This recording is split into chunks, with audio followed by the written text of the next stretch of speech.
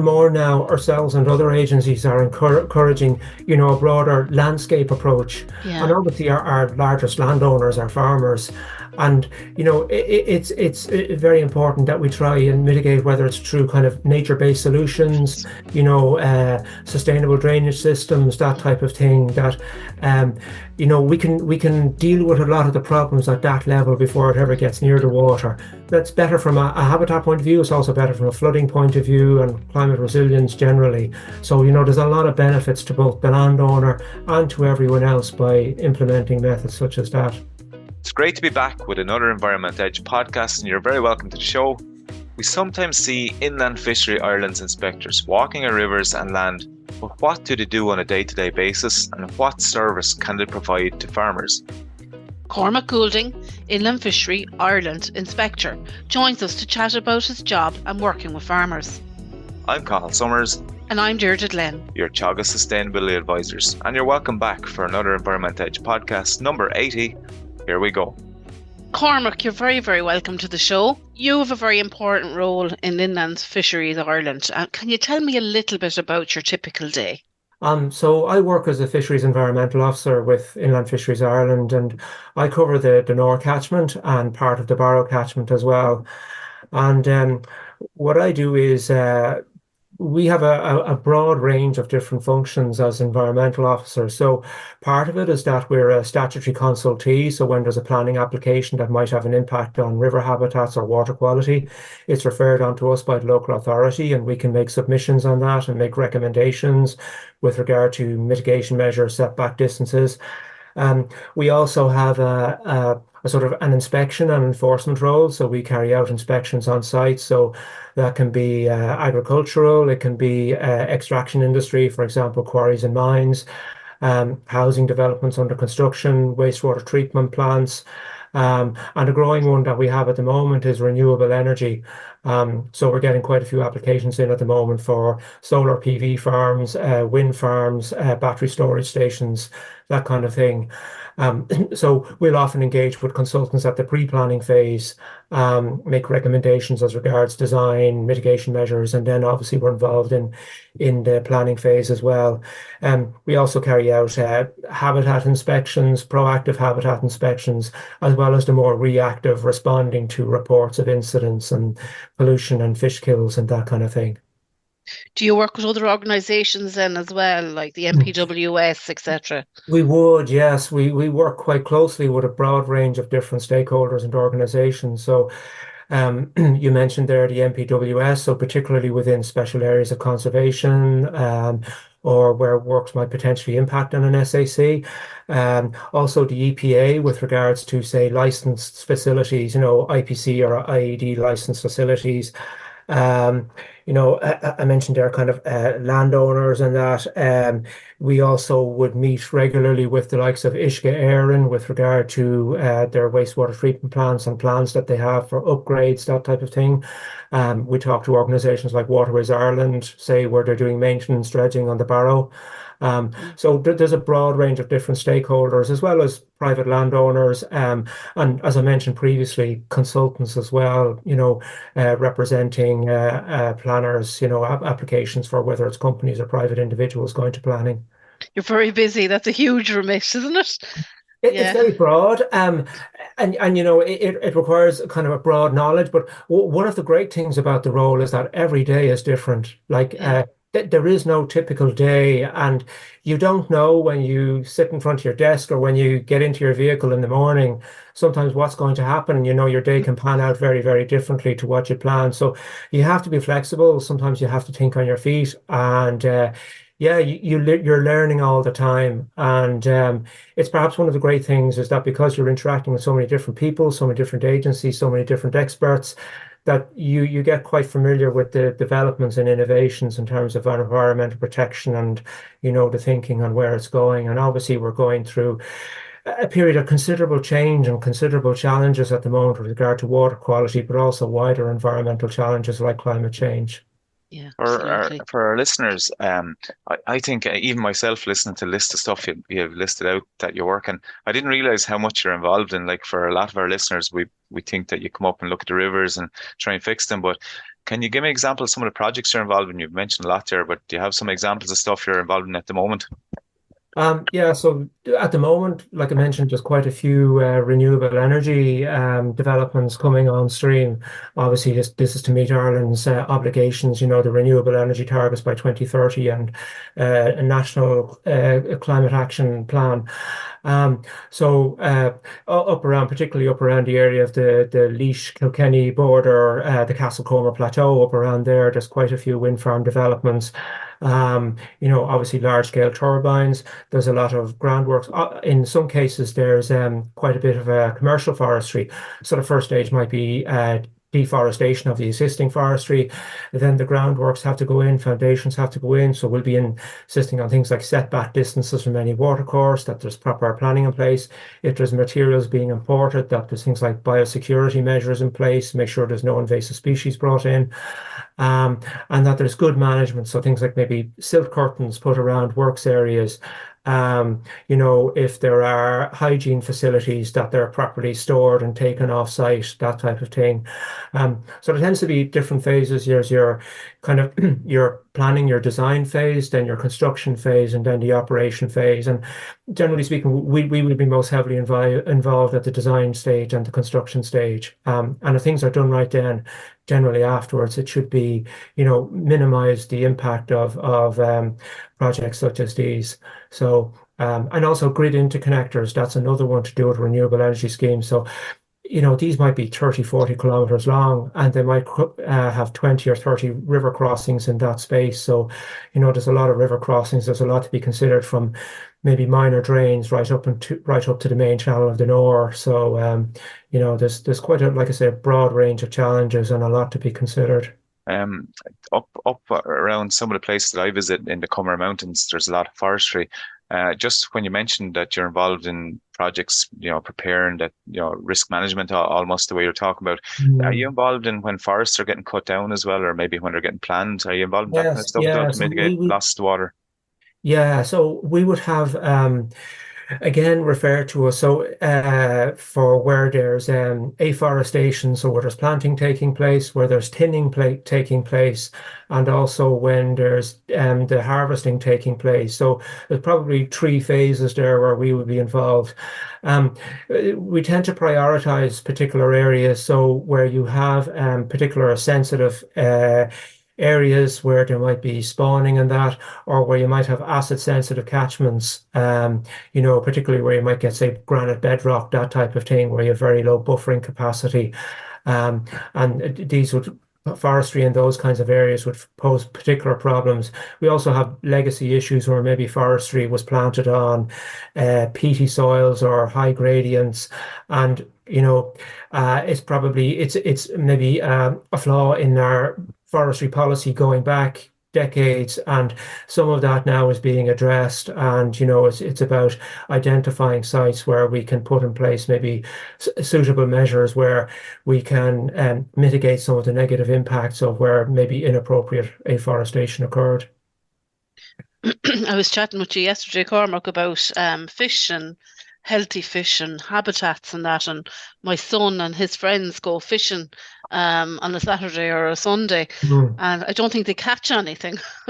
Could that be down to, the habitat that the fish are in? I know we, as the ASAP advisors on our program, fish is one of the indicators, and fish Mm. passage is one of the indicators of good water quality or moderate water quality upwards. What kind of habitat do healthy fish need? Yes, well, there's a number of things that fish need. I suppose the number one is obviously clean water, unpolluted water. That there's no suspended solids going in, that there aren't excessive nutrients going in. And they also need, it's very important to have good physical habitat. So, and a very physical habitat. So we usually refer to what we call the pool riffle glide sequence.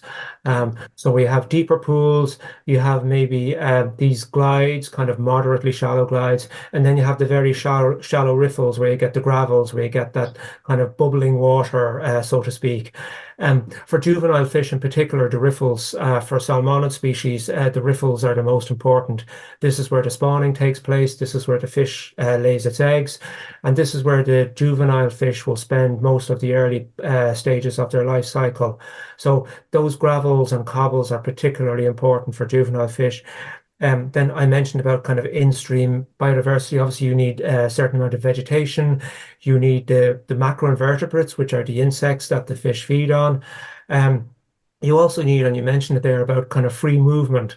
So you know that we don't have badly designed bridge aprons or badly sited culverts, that type of thing, that are blocking fish passage. Um, and then what you also need is, it's not just about the water itself, but it's on what's on either side of the water. So a healthy riparian habitat, as we call it. So that's the vegetation on either side of the river or the stream. And that's also very important, particularly for the macroinvertebrates who have usually an aquatic stage to their life cycle, but also a free flying stage, and having that vegetation there. The vegetation is also very important from the point of view of providing shelter. So particularly on warm summer days, having an overhanging tree will be very important for keeping down water temperatures. Sure. And that's important from the point of view of climate resilience, and also even from a chemical perspective, because the lower the water temperature, the higher the potential oxygen saturation. So it's very important for the oxygen levels, because obviously if oxygen levels drop too low, then the fish will suffocate and they will die. Are they very sensitive? Are there some species that are more sensitive, Cormac? Yeah, so the salmonids in particular, so I'm talking about salmon and trout, they are the most sensitive to the oxygen levels in the water. So once oxygen levels drop below about 6 milligrams per liter, you'll start getting mortalities, particularly if that's combined with high water temperatures or low flows in the river or the stream. Other species will be a bit more resilient. So, you might have your coarse fish species that might go down to 2 or 3 milligrams, maybe 3 milligrams, eels as well. And then you have maybe, things like stone loach, minnow, stickleback, that type of thing, and there's kind of a spectrum there. So kind of, we know if we start getting dead salmon, particularly juvenile salmon who need the highest level of oxygen, we have a problem. But then if we start getting dead eels or dead coarse fish, it's obviously been a catastrophic event in Yeah, terms of you were in the trouble. Yeah. oxygen removal. Yeah, and people love fish. I was with one of your colleagues at an event last year down in Waterford, All Together Now Festival, and we were showing people, and they're just out for a weekend listening to music. And we had, I think, a lamprey. My fish knowledge is not great, but I think we had a lamprey, a trout, and we're showing them like a freshwater pearl mussel. It wasn't a live one because obviously they're endangered. So it was just a kind of just to show people. And we were trying to promote the protection of the rivers for the pearl mussels because they have them in Waterford. And the interest that people have in fish is amazing. They were queuing up to see the fish. Yeah, it's something we find as well. We carry out electrofishing surveys on all our salmon rivers, and this is for the National Salmon Commission. So then they will make decisions on whether rivers should be open for fishing or whether they should be catch and release or closed, depending on salmon levels. But I remember being involved in this work myself, and you'd be fishing and maybe at the bottom of someone's field, and they'd come down and have a look, and they'd be fascinated and also be amazed by how much was in the water. They could be living there 40 or 50 years and they wouldn't have realized the kind of the richness of the fish life within the river or the diversity of the life within the river. It's something we do as well, even for, say, bridges, where they might have to dewater a section of the channel to do works on a bridge. And, we have engineers there and they say, oh, we've been here for the last 2 weeks and we haven't seen a fish. And, we go in and do the electrofishing and within 60 seconds, we might have 20 fish. So, it's something, and I think as well, when people know that they're there, it gives them maybe a certain pride and a certain responsibility that, to protect and preserve what we have. And, there's nothing like seeing something that's alive and moving and natural. I think there's something within us all that kind of maybe it enriches us, it's not just about biodiversity or scientific stuff, but almost on a sort of a deeper spiritual level. I think people feel a connection if they see something in the water and that, and then it automatically gives them a certain sense of maybe sense of pride or willingness to sort of protect what they have. It's Um, true. That's you, true, you Colin. Yeah. mentioned bridges there a second ago, and often myself and Deirdre will get phone calls from farmers looking maybe to do some work on rivers or maybe farm drains, maybe putting in Mm. culverts or bridges or cleaning out drains. Can you tell me what should a farmer do if they have works like that? And I know there's a difference between maybe works on the river and works on a land drain. Can you tell me the process that a farmer should go through if they wanted Yeah. to carry out those type of works? Well, anywhere where there's salmonids, so again, our salmon and trout, there is a close season for any in-stream works, which runs from the 1st of October to the 30th of June. Um, and we would ask people to obviously to respect that and preserve that, but also there's potentially legal consequences if people don't observe those that close season. So generally speaking, we'd ask that any in-stream works only take place in the months of July, August, and September. Um, then, I suppose our number one message would be to landowners or anybody considering such works is talk to us first, contact us. We have you can contact our local offices, or we also have a 24-hour phone line that and messages will be. So the number for that is 0818 347424, and that can be used for anything, whether it's in-stream works, whether it's a pollution incident, anything like that. But yeah, so if somebody is planning in-stream works, talk to us. You'll need to put mitigation measures in place first, even if you're carrying out works on a drain where there may be no fish. Um, we would ask that not only is the July, August, September period good for in terms of protecting salmonids, but it's also when water levels are lowest, generally speaking, when the work is easiest to take place. And if you have small drains that run dry in the summer, do the works when they're dry. That's the most sensible. It's easier for the landowner, but it's also better from a water quality point of view. Um, and you may also, if you are carrying out works, depending on the type of works you're doing, you may need planning application. If it's say for a water crossing, you may also need to contact the National Parks and Wildlife if it's within an SAC. So I think yeah, prevention is better than cure, and it's better to talk to the agencies like ourselves first before you consider works. And then moving on, putting in crossings and that type of thing. I mentioned earlier about the importance of movement. Um, you know, that our preference is for clear span crossings if you are doing a crossing across a river. If they're smaller channels, maybe box culverts. Pipe culverts we're very much against because they have a big impact on the flow. They also tend to disrupt movement upstream and downstream. And unless it's only a seasonal drain or something like that, generally speaking, we would be very much be advising against pipe culverts. So clear span crossings and box culverts would be our preference. But again, that depends on the size of the channel. It depends on the importance of the channel from the point of view of spawning and that. But I would say, if a farmer say went ahead, and I know there's probably fear out there to give you a ring in case he say no, and Mhm. I'm gonna say more on that in a second, but it's better to ask the permission because you're going to find it anyway. You will come across it because it'll be Well, fish barriers, there'll be problems, but and on top of that, before you answer, just I know farmers that have contacted you and you've given them really good advice and they were delighted with the service they got from you. mm. Yeah, maybe just that second part first. We're always available, and we will. We're a public service agency, so you don't have to pay for us to come out. You don't have to. All you have to do is ring us, make an appointment. We'll come out at a time that suits you, and we'll give advice. And we try not to overcomplicate it, give simple, straightforward advice, simple measures that can protect. It might be something as simple as just putting a straw bale at the bottom of the drain when you're digging it out, and that's it. But yeah, the first part of your question with regards,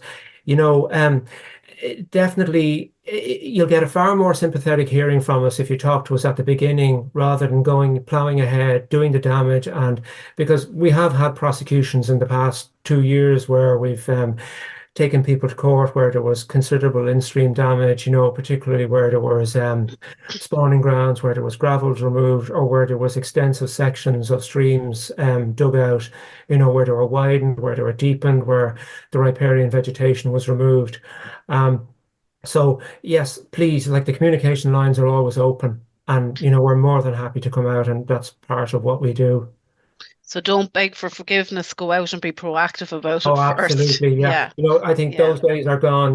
Maybe you might have got away with that, yeah. 20 years No. ago, but, we're in a different, regime or different time now. And obviously, in terms of the pressures on water quality and the other pressures in terms of biodiversity and climate and that, um, Mm. we need to protect what we have. Yeah, well, I've had first-hand experience of working with Cormac as part of my role in ASAP, and I've found your service and your guidance extremely useful. There was a lot of things I wouldn't have known in the role. It's a total learning all the time. But Yeah. you've put me on the straight and Well, narrow on numerous occasions. yeah, Um, yeah. That's yeah. good. Anyway, so part of your role is inspections, and you have quite a number of powers in that respect. So can you tell us a little bit about the scope of that role in your day-to-day dealings with Yes. farmers and the public? Yeah, so like I said, we carry out inspections of planning application sites, pollution and habitat damage reports. Um, we have, meetings with consultants and, inspecting ongoing work. So we're warranted under a number of different pieces of legislation to powers of entry and inspection. So our main one is under the Fisheries Consolidation Act. So the Section 296 of the Fisheries Consolidation Act, gives us powers of entry and inspection. And also, it's under the Inland Fisheries Act, we also have the power to analyse water quality by any means necessary. So whether it's to take samples, do other type of monitoring, that type of thing. We're also warranted under the Local Government Water Pollution Act. So again, this is powers of entry and inspection for either premises or vessels. So it's maybe something that's obviously we have powers to enter premises, but we also have powers to inspect vehicles, any machinery or anything like that has been utilised. And then finally, we're also authorised under the Good Agricultural Practices regulations, so again, to carry out inspections, make records, take photographs, carry out any tests, monitor effluent. We can also request that something is left undisturbed. So, if somebody is carrying out works and we feel they're causing damage, we can effectively order somebody to cease those works with immediate effect. And until such a time as maybe proper mitigation measures are put in place or whatever methods we deem necessary.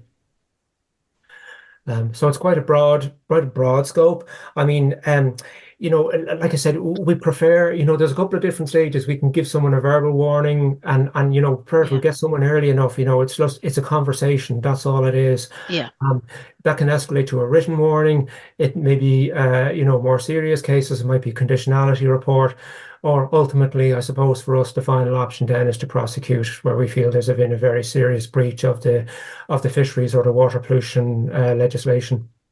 So the scope for conversation depending Oh, on what's absolutely, happened. yes, Yeah, yeah, yeah, absolutely. Yeah, yeah. I've seen it. I've seen where you've come across areas where there's issues and you've been able to identify it in the river and follow it back up to yards. And in fairness to you, you give the farmer information what you found, you ask them to make changes, and you do give them time to come back. If they play ball with you, you'll play ball with them. Would that be fair to say? Yes, and I mean, obviously we try to be give specific actions, give a specific timescale within which they occur, and that's agreed before we leave the yard. Um, More often than not, we won't come into a yard unless, I know we talk about the source pathway receptor model, but we maybe do the opposite of that. We start with the receptor, and if we see a problem with the receptor, we follow the pathway until we find the source. And That's the that's river back generally up is where you go. on the Yeah, river back up. Yes, that's yeah. generally how we work. And it's and if we do find a problem and we feel it is, that there is, a potential solution, we'll advise the farmer on that, what we think is causing the problem. So, if it's soil water, if it's slurry, if it's silage effluent.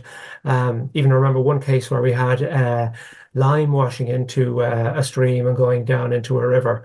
Um, and so it's, I would say, yeah, we work with people, we try and be reasonable, and we try and give, realistic actions with realistic, deadlines. And so that if people show that they're taking action and treating the matter urgently, that there is scope there for them to do that without any further follow up on our behalf.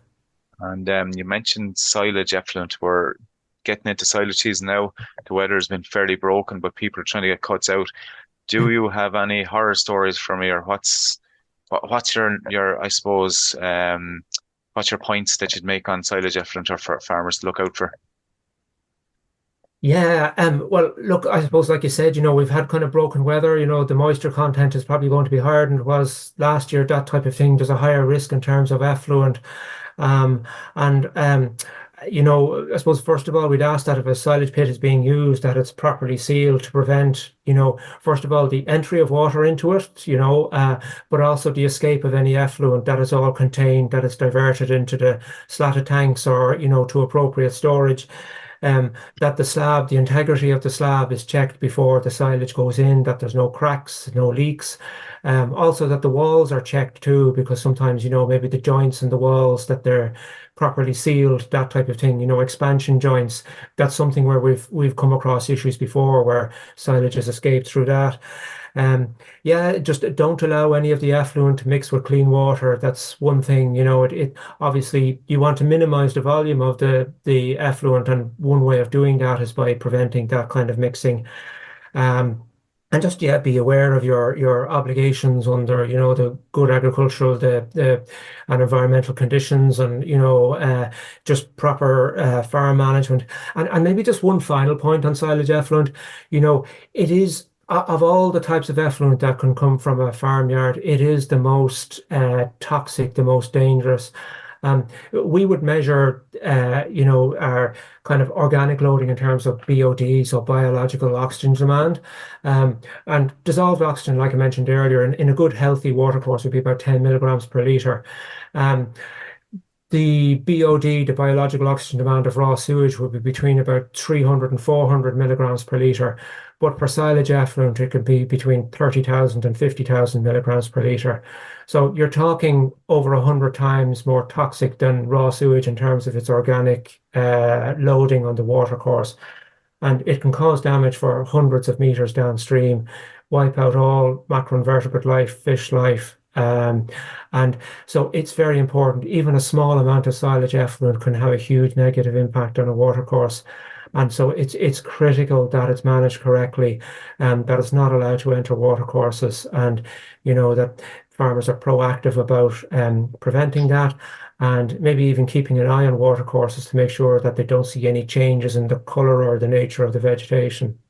Just to emphasize that point as well, most farmers will know if you take your effluent and spread it on your land by accident without mixing water, it burns the land, it burns the grass, it'll kill the grass. So it's very potent. I think a lot of work has been done, and hopefully you've seen it around farms as well. A lot of very good work has been done on silage slabs, but the important point that you're making now is make sure to maintain those drains and channels that are moving, that are actually collecting the effluent, and keep on top of it. Absolutely, keep them clear. Keep them clean. Make sure it's going. Make sure that you don't, turn out the pipes too early or anything like that. That it's going into the slats. Um, and it's better to be safe than sorry, because, like, even like I say, 1 litre of silage effluent is worse than 100 litres of raw sewage. That's the damage it can cause. And it's also, like you mentioned there, you get that burning. It's quite acidic. And so, it reduces the pH of the water, which obviously has impact on fish life as well. So, it's high risk, and so it's important to be vigilant at this time of year. What are the growing threats, do you think, to water, climate change, and habitat damage at the moment, Cormac? Yeah, so we're seeing, a number in terms of maybe a more general approach in terms of climate change. Obviously, we're getting more prolonged droughts. Mm. When we do get rainfall, we tend to get shorter, more intense bursts of rainfall. So, even if the total amount of rainfall doesn't change that much, it's coming in much shorter durations, which makes it much harder to manage. And this comes back then to habitat management to a great extent that, we're building that resilience into systems. So, for example, I talked about the riparian vegetation, the trees, the vegetative cover, that we have the habitat diversity within channels.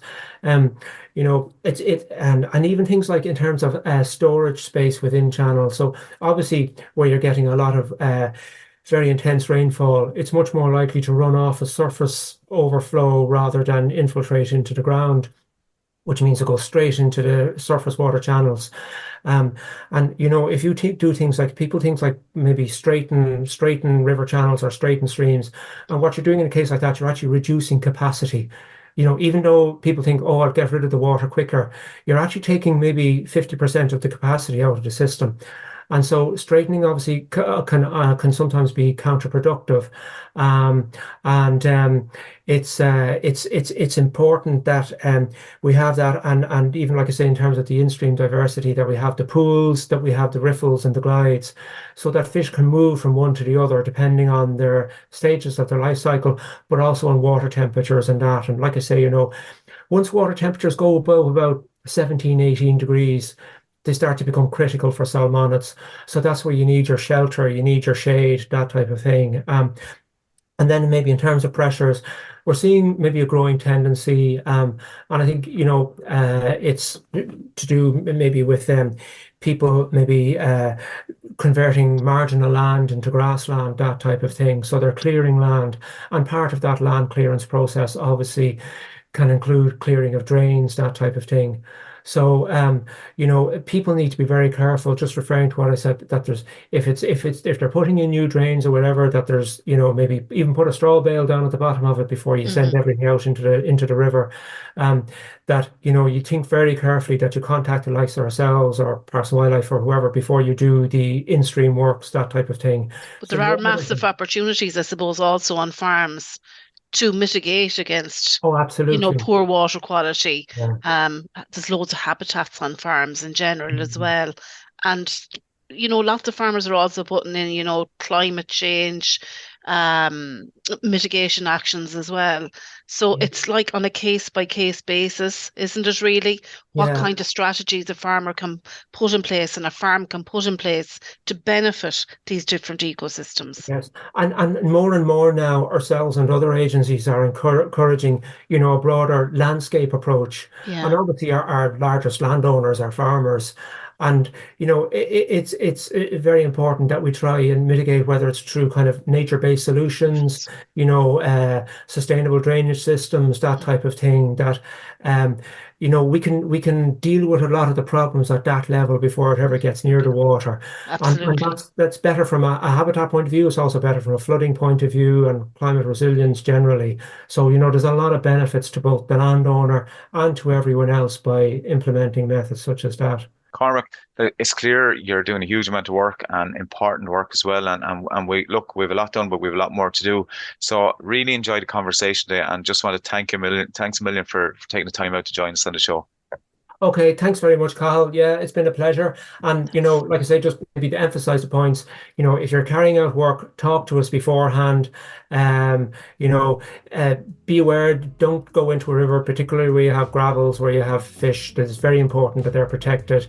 And respect things like the close season. And like I say, prevention is better than cure. And if you have any queries or anything like that, talk to us. And we have our 24-hour number, 0818 347424, or you can contact the local office. So there you have it. Tune in next time to hear more interesting chats and discussion. Myself and Deirdre will be back in 2 weeks' time, but do give us a review on Apple or Spotify or wherever you get your podcasts. Thanks for listening to the Environment Edge podcast.